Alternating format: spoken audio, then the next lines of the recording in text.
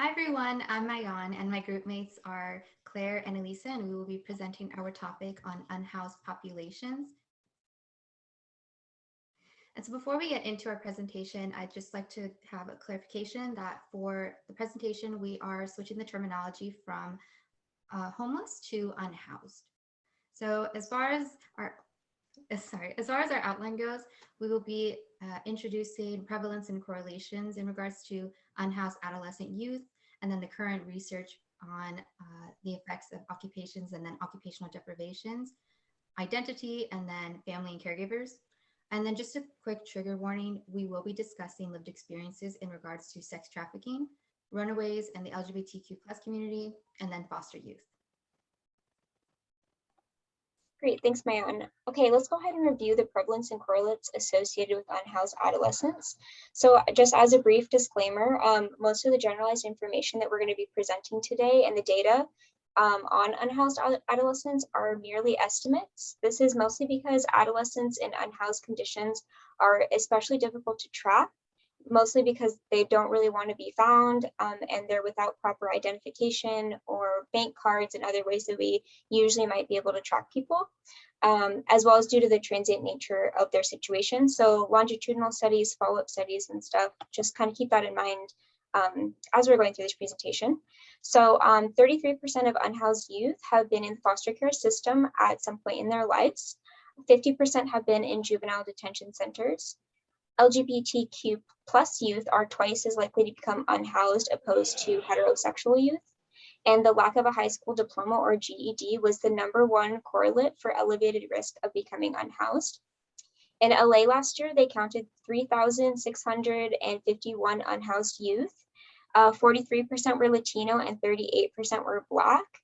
The overall population in LA, though, is 48% Latino and 8.9% Black.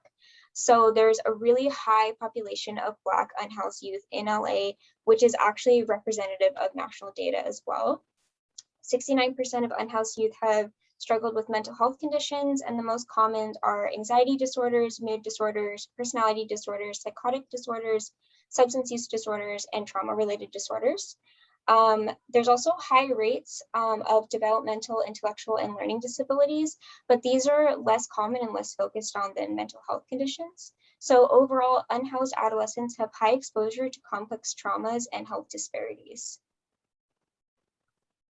All right, so let's go ahead and move into the effect of being unhoused on adolescents' identity. So this article, Homeless Adolescents' Perception of Positive Development, a comparative case study. This is a qualitative study, and the purpose was to really amplify the voices and highlight the strengths of unhoused youth. And it basically compared unhoused youth to youth in stable living conditions. The data collection was through focus groups and semi-structured interviews. So Elisa, you can go ahead and move on to the next slide. Thank you. All right, so for the results, overall, the unhoused youth displayed more careful thought into their responses compared to those in stable living. They also had a stronger sense of identity and ability to reflect on personal characteristics and attributes, personal transformations, and they were also able to express themselves better through narrative. They also considered how they problem solve and kind of reflect on that. Versus the youth in stable living environments, their identity was strongly connected to success and achievement, and they were more likely to consider others' perspectives and expectations due to pressure from college applications, parents, peers, etc. Unhoused youth also described peers that do well as avoiding negative and risky behaviors, and youth who were in stable living conditions described peers that do well. Their answers were mostly tied into happiness and success. So some of the takeaways that I got from this article was that there was a lot of role confusion for unhoused youth, especially relating to their families, as they expressed a desire to function within their families, but then also would kind of contradict those statements by saying things like, oh, but family's not important, we don't need them. They also saw their characteristics of stubbornness and self-reliance as assets. They generally lacked clear goals and objectives and an ability to visualize what was categorized as a good life. And regarding to describing happiness, I thought it was interesting that they oftentimes expressed that they felt like they didn't need money, housing, etc., as a means to be happy, and that happiness really just depends on the person, that they weren't really able to put into terms what would make them happy, versus youth who were in stable living conditions usually described happiness as very objective and used elements such as money, status, career, and success. So I just wanted to reiterate that living without stable housing is a traumatic experience in itself for adolescents, and this is also the case for their family and caregivers. So in this research article by Kilmer et al., they found that in unhoused families, typically only a single parent and caregiver is present, and this is usually the mother. However, other supportive adults and figures, including fathers, are essential for the child's well-being. Stressful conditions and risk factors associated with residential instability include poverty, trauma, limited resources, social stigma, disruptions of social supports and relationships, unsafe systems and policies, as well as lack of access to healthcare and food insecurity. So in the article, they found that 63% of unhoused caregivers are reported to have been in relationships characterized by violence, and 92% of those caregivers have experienced physical or sexual abuse. So family of violence often serves as a reason for the caregiver, typically a mother, to leave with her children. And when resources are limited, this can lead to becoming unhoused. In addition, parent and caregivers are more likely to report symptoms of depression and anxiety, feelings of victimization and dissatisfaction with life, as well as difficulty sleeping and eating. So as you can imagine, this can diminish the capacity for supportive, consistent, and involved parenting. In fact, caregivers raising children in unhoused conditions are revealed to be less nurturing, consistent, and reasonable in parenting. They typically value obedience and are more likely to resort to physical violence for discipline. The cause of being unhoused is typically attributed to the failings of the parent and caregiver, although the reasons are actually more related to macro level issues such as social contextual factors and policies. So parent and caregivers often face social stigma from employers, businesses, school faculty, and even professionals. And the stigma that they face from public perceptions and actions contribute to the experience of personal shame and self-blame. Families that are unhoused are often separated from each other as well, which is a significant adversity and places a strain within the family system. The article found that 2/3 of mothers that are unhoused lose custody of their children because being unhoused is often considered to be evidence that they are unable to safely care for their children. In addition to this, many of them are ill-equipped to navigate and negotiate the services and systems that are provided. So this affects the functioning of the family and caregiver as a whole. And so in regards to the effects on adolescent occupations for those who are unhoused, the literature that I used was mostly on focus groups, and the age range of the adolescents was mostly older adolescents. And so I've created a list, I've created a list here. So we have social participation, activities of daily living, ADLs, instrumental activities of daily living, IADLs, education, sleep, and rest.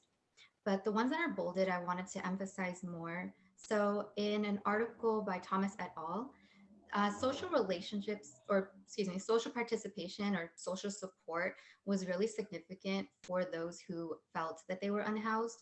They said that by implementing social relationships, or at least trying to form a social relationship, they were able, or these were considered vital, at least in regards to trying to maintain it and support it. This was going to allow the those who were unhoused to kind of have some type of self-acceptance and self-support. However, if there was no type of establishments of social relationships, then this would just kind of go in terms of how like adolescent youth who were unhoused may feel some type of isolation or have a feeling of unimportance. And then in an article by Cunningham and Slade, they've noted that personal hygiene, grooming, and meal preparation were greatly diminished. So this was an occupational deprivation only because the participants who were unhoused or were living in either hostels or just trying to survive on the street. They had no support in terms of trying to bathe themselves, groom themselves, trying to keep up their appearance. And then in regards to meal preparation, this ended up going more into a survival method. So they had to resort to stealing or begging off the streets. And so that's pretty significant in regards to adolescent youth, because if you're an adolescent, you can range from 13 to 25 years old. And then an article from Lynch et al. Education was greatly diminished as well. Again, adolescent youth who are unhoused, they can range from, again, 13 or 25. But in the article, it noted that early adolescent youth are more likely to drop out of school. So if they drop out of school, they're very much going to have a great decrease in grade retention, and they probably are going to have a decrease in decision making skills, or it's going to be a little more obscured when they have to do any type of decision making skills. And again, just to reiterate from the Cunningham and Slate article, that survival method becomes increased, but that could also be a negative aspect. Next slide, please. Okay, so before we move into the lived experience of an unhoused adolescent who was previously in the foster care system, we're going to review just a little bit more information about that. So it's estimated that 33% of unhoused youth have been part of the foster care system at one point in their life. And in LA in 2020, they actually kind of took account, and I guess there was 1,000 of the unhoused youth that had originally been in foster care. And 20% of foster care youth that do age out of foster care will become instantly homeless. Between the ages of 19 and 21, approximately 20 to 50% are unhoused. By the age of 24, only half of foster care youth who age out of the system will have gainful employment. And for some local statistics, in California, less than half of all foster youth will graduate from high school. And by the age of 21, only 1.2% will have a 4-year degree. So next, we're going to move into the lived experience of a 21-year-old adolescent who has been in and out of unhoused situations.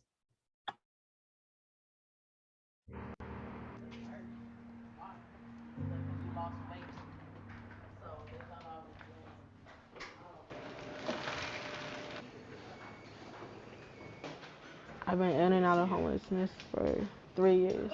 I come here almost every day. It's very much home to me. I mean, I know I could come and eat and sleep if I want to. Can't sleep for long, but I know I can get some form of sleep. I need a shirt for orientation. Amazon on Friday night. Throughout the history of outreach, it has not been uncommon for a brand new 18-year-old to walk through the doors going, I'm homeless. They have a high school, they've been in school, they've had a home, they've had a bed, and then the next day they're out. What about this one? I felt like I had nowhere to go at that point because something kept telling me if you go back home, everything's just gonna crumble again. And as soon as I went back home, everything crumbled.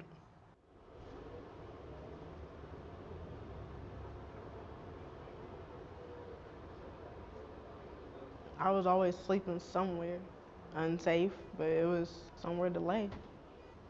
I had to stay in alleys.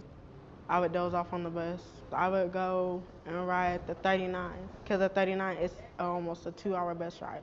And then I would hop on the next bus and do it again until buses stopped running.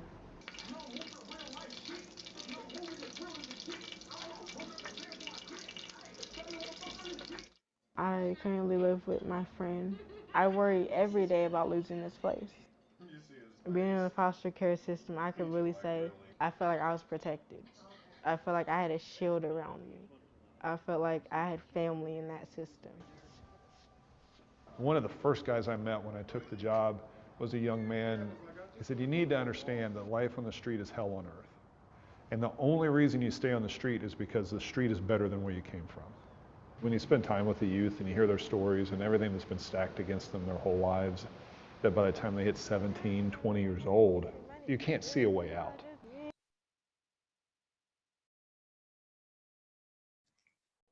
And so for our next segment in regards to the lived experiences, I just wanted to give a brief overview before we go into a 2-minute story. For runaways and LGBTQ+, community. So these are just statistics. So in regards to those who are unhoused, 26% who disclose their sexual orientation or gender identity are resulted in being demanded by their family to leave home.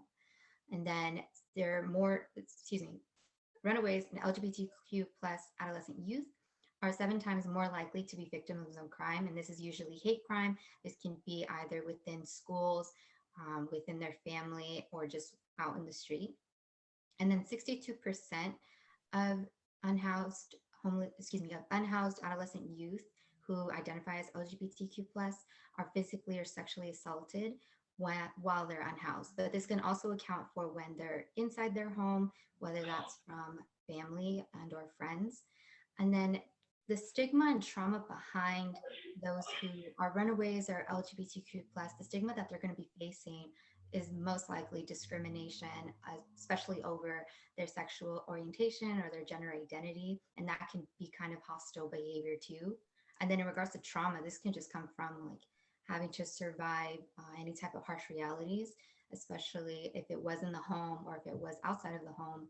And then you can just see that adolescent youth may develop some type of disorder, whether that's substance abuse, some type of mental disorder, and especially having a distrust towards others who are trying to help.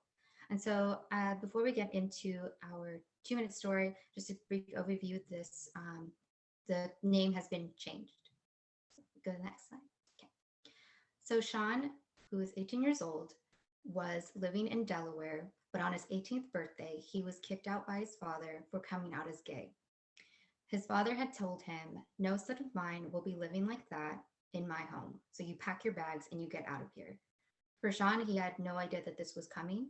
So in the process, his dad takes him from his home in Delaware all the way to Charleston, South Carolina.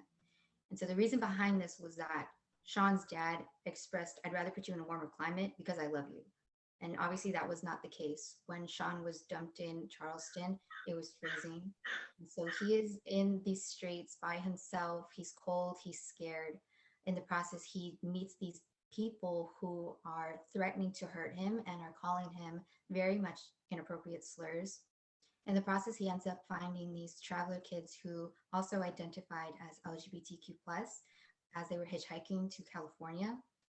And in that scenario, he was able to receive a phone number to a Charleston LGBTQ plus homeless youth hotline. And he was mentioning that he would tell the operator, or he had told the operator, "Please don't hang up on me because I don't know what to do anymore."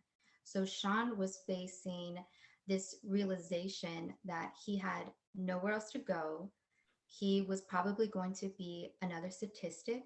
So just another gay teen whose family had just abandoned him, another gay teen who no longer had any friends, and then another gay teen who had nowhere else to call home. And so this is very significant, especially for those who may have to run away or those who do come out as LGBTQ plus.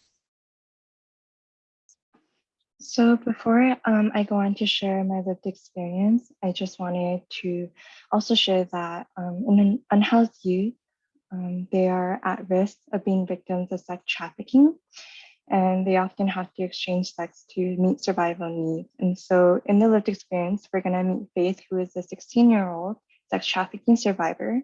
She didn't have a mother figure present in her life, and her dad raped and molested her at the age of 4. At the age of 14, she ended up on the streets after she was kidnapped by her stepsister and her boyfriend. They locked her in a closet and had people pay him to rape her. After she went home and she was kidnapped, everybody treated her differently because of what happened to her. She shared that due to the stigma that she faced and how badly they treated her, she decided to go back into sex trafficking.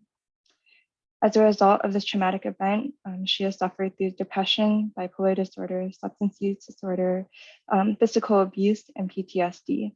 So in this video, we're going to see as she shares what happens after the kidnapping and her hopes for the future.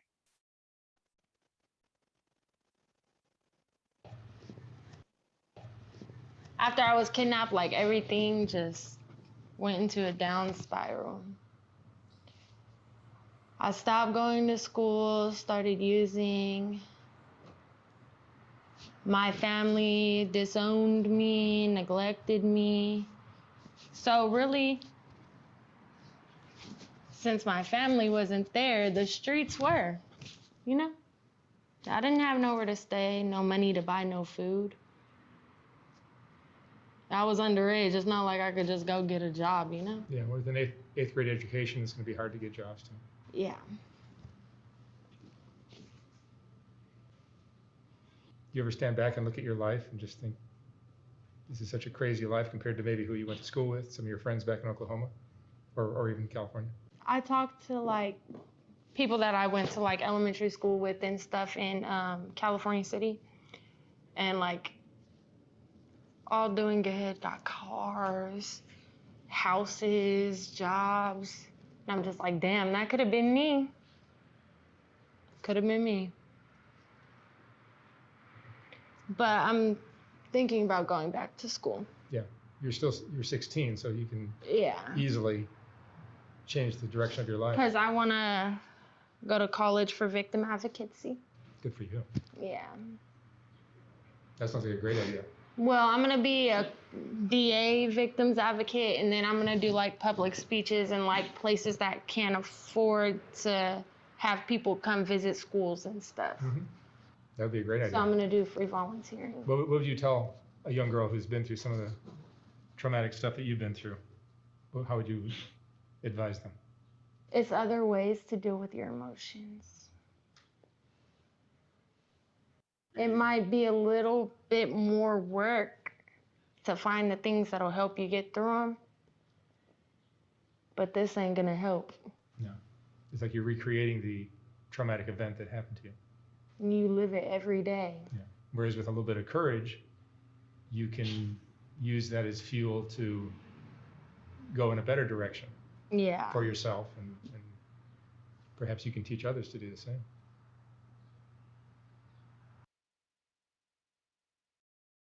And so lastly, we just wanted to say that our presentation doesn't encompass all of the complex issues surrounding the unhoused population, but we wanted to provide further information and resources that you guys can use to inform your future practice and also look into.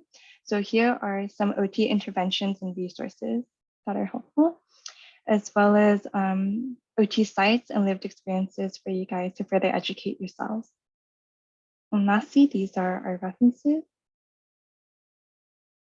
And thank you for watching our presentation.